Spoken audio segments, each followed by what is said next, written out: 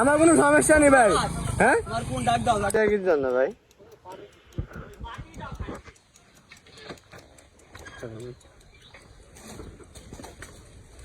রাস্তার মাঝে মানে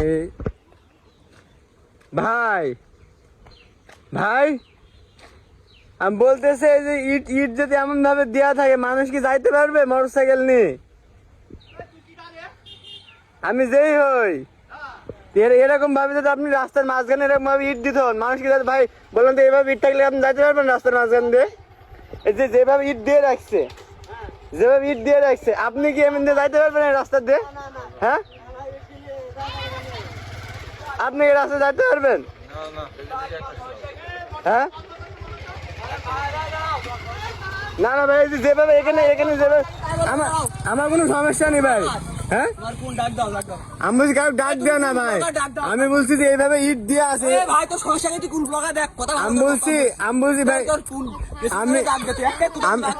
আমি বলছি ভাই হ্যাঁ আমি বলছি ভাই এখানে আমি বলছি ব্লগার না তুই বন্ধ কর। আমি বলছি